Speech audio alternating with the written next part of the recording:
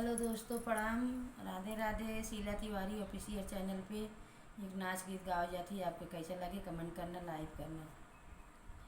खूब नीक लागै बेलिया तोरी पाती, खूब नीक लागै बेलिया तोरी पाती। ने बीच कटवन होय छोटी नदी, ही बीच कटवन होय छोटी नदी। ससुर खूब नीक लागै ससुर तोरी बोलियो, खूब नीक लागै ससुर तोरी बोलियो।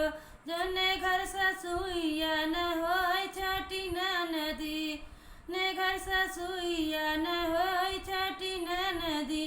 खूब नीक लागै बेलिया तोरी पातियो, ने बीच कटवन होय छोटी नदी। खूब नीक लागै जेठवा तोरी बोलियो, खूब नीक लागै जेठवा तोरी बोलियो।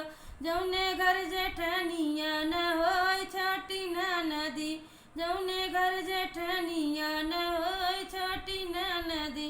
खूब नीक लागै बेलिया तोरी पातियो, बेलिया तोरी पातियो। जौने बीच कटवन होय छोटी नदी। खूब नीक लागै देवरवा तोरी बोलियो, देवरवा तो बोलियो। जौने घर देवरानिया न होय छोटी नदी, जौने घर देवरानिया न होय छोटी नदी। खूब नीक लागै बेलिया तोरी पातियो, बहिरिया तोरी पातियो।